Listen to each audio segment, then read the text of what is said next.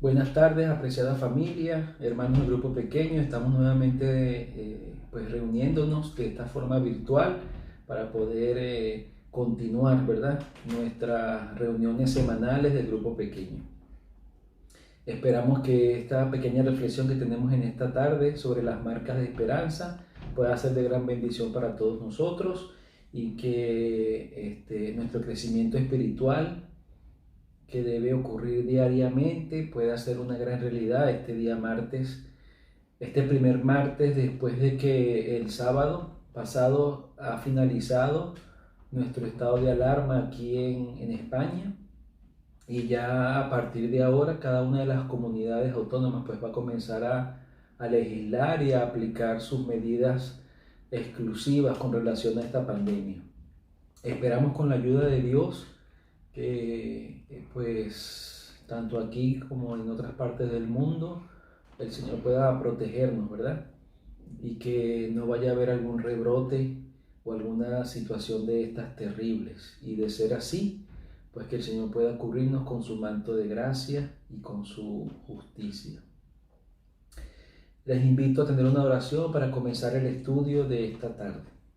Oremos.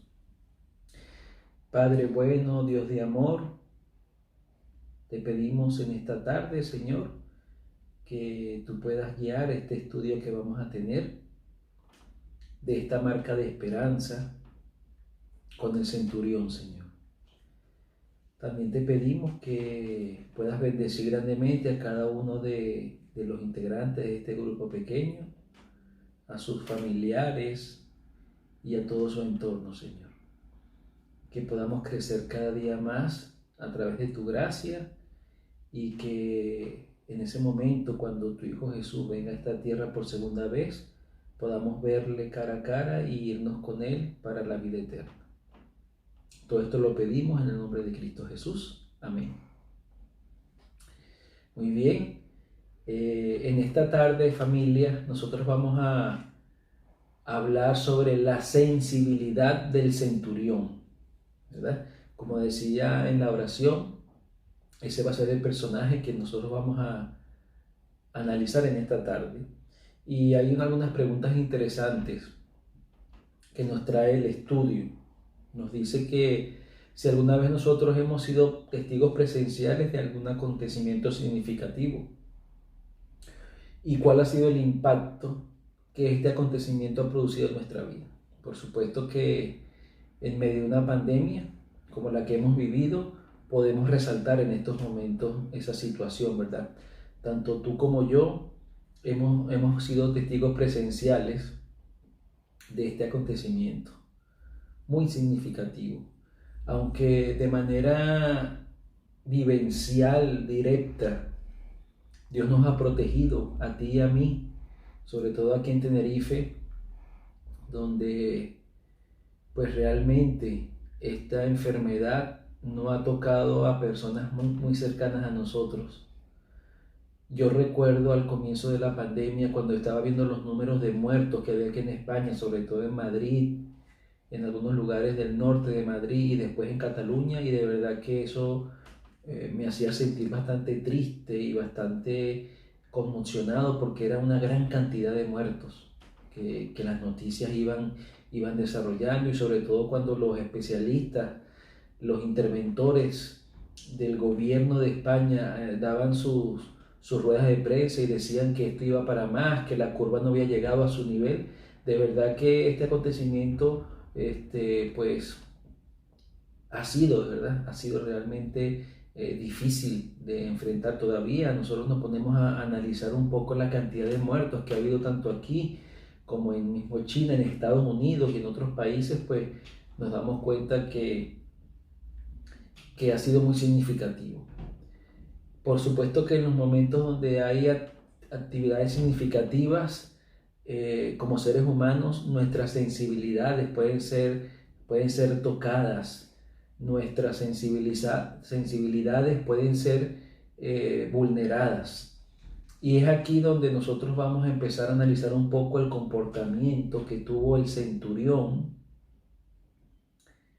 en ese momento cuando pudo compartir un poco de tiempo con el Salvador Cristo Jesús.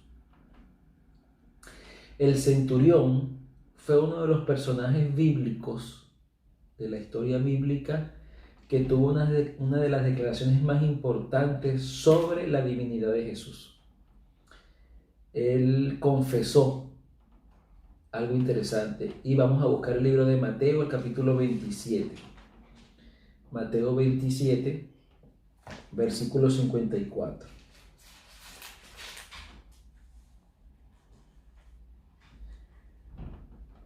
Dice así: cuando el centurión y los que con él vigilaban a Jesús vieron el terremoto y todo lo que estaba pasando, dijeron aterrados: verdaderamente este hombre era hijo de Dios. ¿Ven?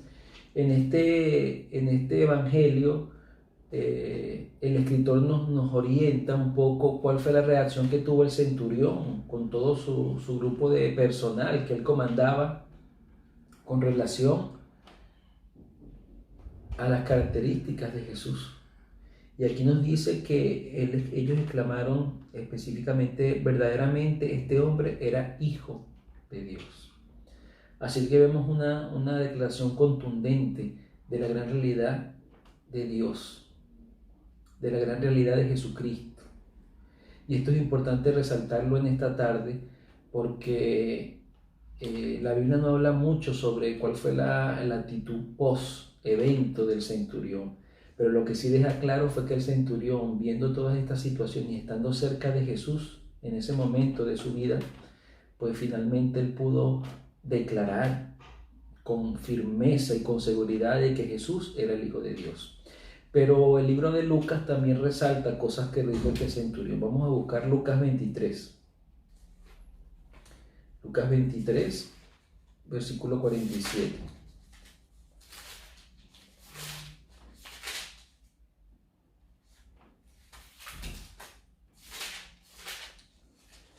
Lucas 23, 47. Dice así la palabra de Dios: cuando el centurión vio lo que había sucedido, alabó a Dios diciendo: no hay duda de que este hombre era inocente.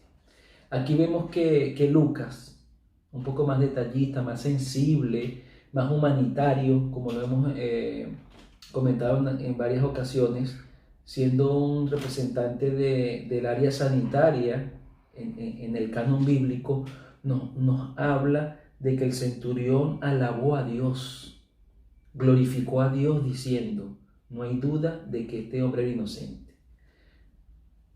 Lucas nos está narrando la percepción del centurión, una percepción extraordinaria, donde el centurión reconoce que Jesús está pagando la deuda que él tenía por el pecado.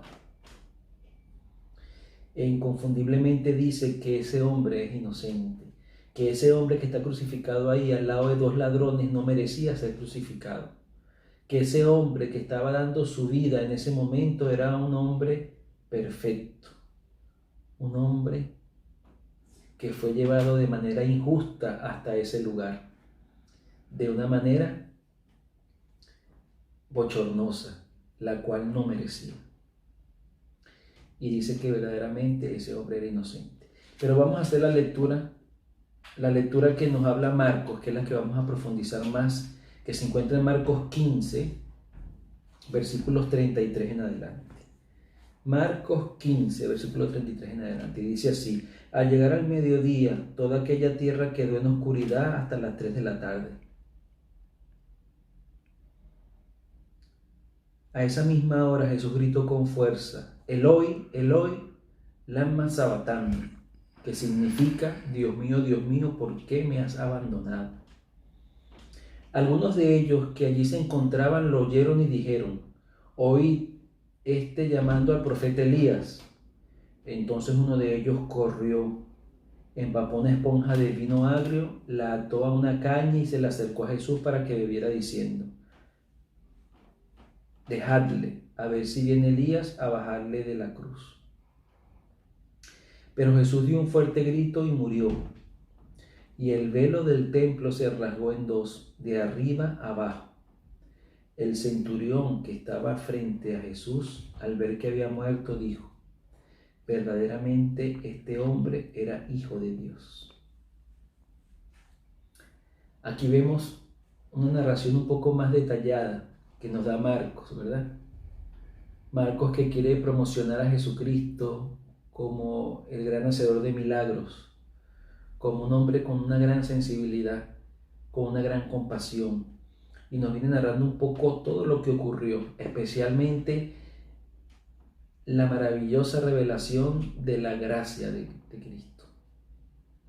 Aquí nos damos cuenta nosotros de que este centurión, que era un verdugo del imperio más tosco y más rudo que ha habido en la historia, como fue el Imperio Romano, era el encargado de un grupo de 100 soldados.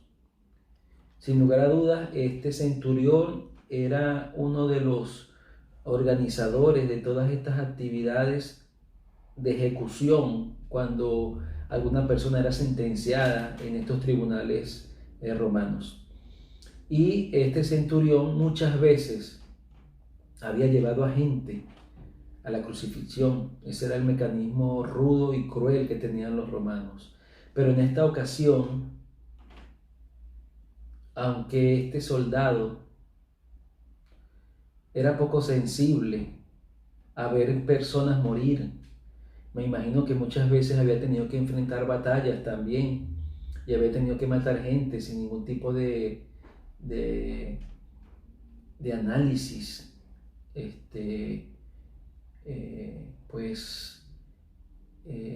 evaluando las cosas, sino que simplemente por la fuerza de su furor y por la tosquedad de su carácter había hecho pues muchas acciones en contra de la vida de muchas personas.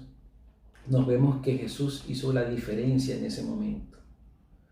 Hubo algo que realmente influenció a este centurión. Aunque el Gólgota para los judíos era como la arena del circo de los romanos, donde muchos gladiadores perdieron la vida y se enardecía el público con eso. Podríamos decir también que el Gólgota era como la cámara de gas de los nazis, ¿verdad? Donde asesinaban cruelmente a las personas que consideraban que merecían la muerte. Era como el infierno en la tierra. Era la sala de espectáculos del engañador, del diablo. En este lugar terrible, donde habían 3 personas, incluyendo a Jesucristo, que iban a morir crucificados, nos damos cuenta que en ese entorno difícil, ahí el centurión pudo encontrar una marca de esperanza para su vida. ¿Qué visión tenemos tú y yo de Jesús que nos puede traer esperanza en momentos decisivos de nuestra vida? Eso fue un momento decisivo en la vida del centurión. Él estaba supuestamente ejecutando su trabajo, como muchas veces lo había hecho. Pero en ese momento él pudo encontrarse de cerca con el Salvador de su vida. Y al final él hace unas declaraciones contundentes que quedan escritas en la palabra de Dios. Unas declaraciones que realmente le dan un lugar prominente a Jesús en la vida de ese hombre. Un hombre romano, un hombre tosco, un hombre que muchas veces había cometido acciones súper desagradables para la vista humana. Este hombre, gracias a la visión que tuvo de Jesús en ese momento decisivo, pudo tener una marca de esperanza. En el espíritu de profecía, en el deseo de todas las gentes, la página 701 dice así: la naturaleza inanimada expresó simpatía por su autor insultado y moribundo. El sol se negó a mirar la terrible escena. Sus rayos brillantes iluminaban la tierra a mediodía, cuando de repente parecieron borrarse, como fúnebre mortaja. Una oscuridad completa rodeó la cruz. Fueron hechas tinieblas sobre toda la tierra hasta la hora 9, hasta las 3 de la tarde, dice la palabra de Dios. Estas tinieblas que eran tan profundas como la medianoche, sin luna ni estrellas, no se debía a ningún eclipse, ni a otra causa natural. Era un testimonio milagroso dado por Dios para confirmar la fe de las generaciones ulteriores. Aquí Marcos nos habla un poco que desde el mediodía quedó en oscuridad hasta las 3 de la tarde. Imagínense. 3 horas de oscuridad completa. Si analizamos un poco los temas científicos con relación a los eclipses y eso nos vamos a dar cuenta que efectivamente eso es un fenómeno que existe y que hemos vivido en algunos momentos. Pero investigando un poco sobre los eclipses, familia, podemos mencionar que el eclipse más largo que ha habido en la Tierra ha sido de una duración de 7 minutos y fue en junio de 1955. 7 minutos fue lo que duró ese eclipse y ha sido el más largo.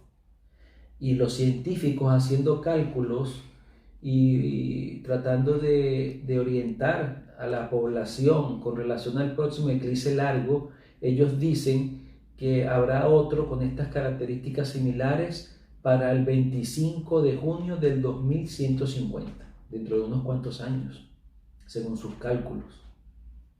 Porque recordemos que un eclipse solar es ese fenómeno que ocurre cuando la luna se interpone entre el sol y la Tierra justamente en un momento preciso y hace el efecto de que la luna va tapando para la visión humana pues el sol y lo deja prácticamente pues sin el resplandor de su luz. Por todos estos fenómenos que he estado mencionándoles cuando se interpone la luna entre el sol y la Tierra. Pero saben, la hermana White dice que lo que ocurrió ese viernes en el Gólgota no fue en ningún momento un eclipse. Ella dice que la naturaleza inanimada expresó la simpatía por el autor de la vida, que fue Cristo Jesús. Ese autor que estaba siendo insultado y estaba en una condición de moribundo, cargando los pecados de todos los hombres para dar salvación y vida eterna a todo aquel que crea y sea obediente. El centurión pudo vivir esa oscuridad de 3 horas, inexplicable, para ese entonces, para hoy y por siempre. No era un fenómeno natural como el que hoy los científicos nos explican que fue un eclipse, que es un eclipse. Eso fue un fenómeno, una reacción que tuvo esa estrella fulgorosa como es el sol, a raíz o en virtud de que el Creador, el Hijo de Dios, estaba siendo injustamente sacrificado por toda la humanidad. No todas las personas entienden sobre la gracia y que normalmente podemos dividirla en 2 tipos de gracia. Una es la gracia que nos mantiene vivos. Es la gracia que tú y yo hemos recibido hoy martes 23 de junio. Muchos hoy no han podido seguir respirando, pero tú y yo, Dios ha permitido que sí. Esa es la gracia que se nos da cada vez que podemos vernos, que podemos oírnos, que podemos sonreír, que podemos jugar, que podemos comer, trabajar y dormir. Esa gracia se nos da diariamente, familia. Pero también está la gracia del Calvario, que una vez la aceptamos, esa gracia nos hace hijos de Dios y herederos de la vida eterna. Esa es la gracia que encontró el centurión. Esa es la gracia que le dio la marca de esperanza al centurión definitivo. Como les he dicho, No se habla más detalles del centurión, pero sí se dice claramente en la Biblia que él reconoció a Jesús como su Salvador, lo reconoció como un ser inocente, lo reconoció como el Hijo de Dios. Y eso es lo que tú y yo necesitamos hacer en nuestra vida, reconocer a Jesús, pero reconocerlo de una manera verdadera, de una manera real, de una manera que verdaderamente nosotros podamos en nuestro caminar y en nuestra vida reconocerle en nuestros actos, en nuestra manera de tratar a nuestros amigos, en nuestra manera de tratar a nuestros enemigos, en nuestra manera de tratar las enseñanzas bíblicas. Esa frase que Jesús dijo, consumado es, significaba que ya tú y yo no debíamos nada del pecado, que ya estaba siendo pagada la deuda. Esa tela gigante que se rasgó en el santuario, que permitió la visibilidad del lugar santo al Santísimo y que estaba destruyendo todas estas leyes mosaicas de legislación sacerdotal, ya no era necesario, porque el Cordero de Dios que quita el pecado del mundo estaba siendo inmolado. Ya no era necesario seguir haciendo sacrificios de corderos. Ya no era necesario seguir haciendo todos estos emblemas y símbolos de Cristo Jesús, porque ya Cristo estaba consumando todo. Ya había muerto y ahora iría al cielo, como dice la profecía, para finalmente, en su momento oportuno, en 1844, pasar del lugar santo al Santísimo y como hoy, interceder por ti y por mí en el santuario celestial. Vamos a buscar Romanos 6:4 para ver qué nos dice la palabra de Dios con relación a cómo debemos andar.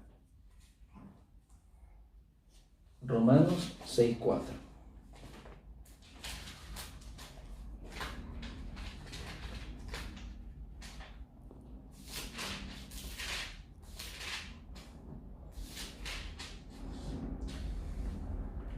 Dice así la palabra de Dios: pues por el bautismo fuimos sepultados con Cristo y morimos para ser resucitados y vivir una vida nueva, así como Cristo fue resucitado por el glorioso poder del Padre. Qué bonito, ¿verdad? Es cuando la palabra de Dios nos involucra a ti y a mí en el proceso de salvación y nos indica la manera de comportarnos. A través de una marca de esperanza,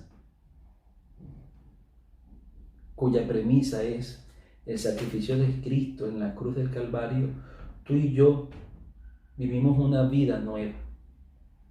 No lo estoy mencionando yo por mis análisis personales, lo está anunciando el libro de Romanos.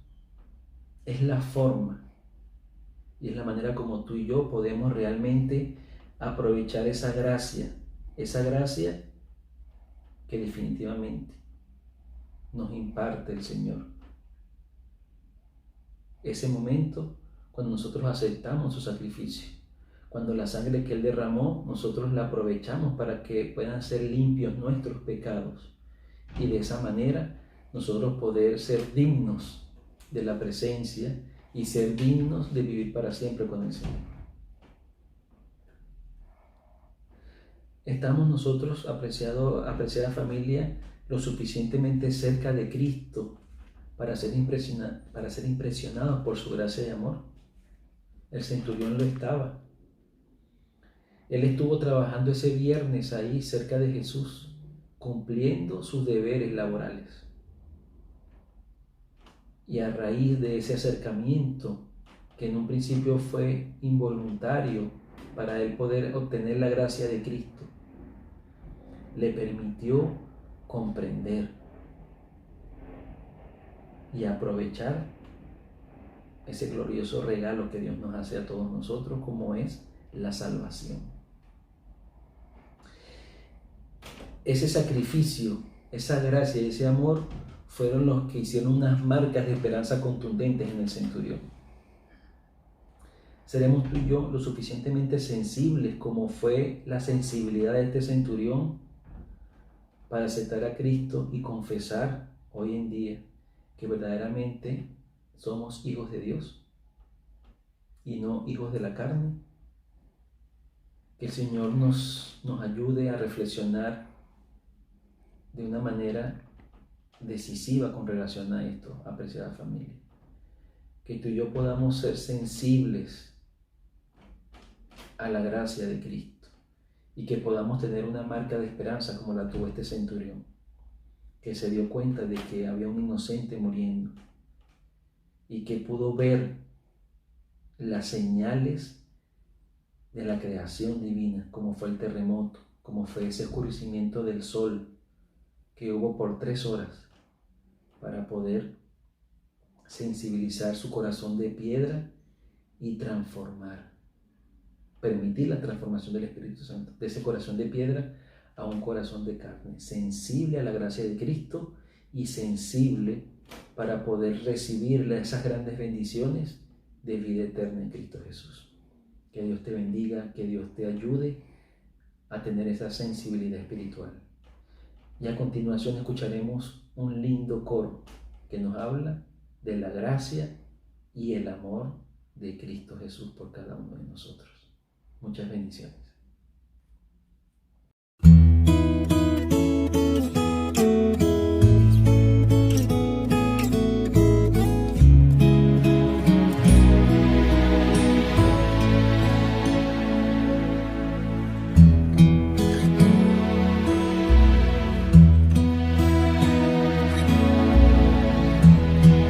Cuando nadie me ve en la intimidad, donde no puedo hablar más que la verdad, donde no hay apariencias,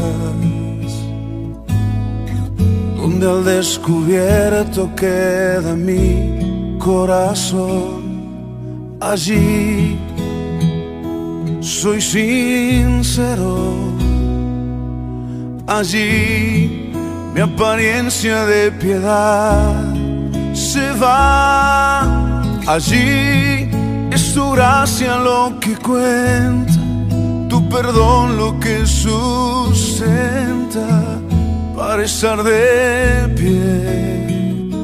Y no podría dar a la cara si no fuera porque soy revestido de la gracia y la justicia del Señor. Si me vieran tal cual soy, se enterarían que es Jesús. Lo que han visto reflejado en mí tan solo fue su luz. Y es por tu gracia y tu perdón que podemos ser llamados instrumentos de tu amor. Y es por tu gracia y tu perdón.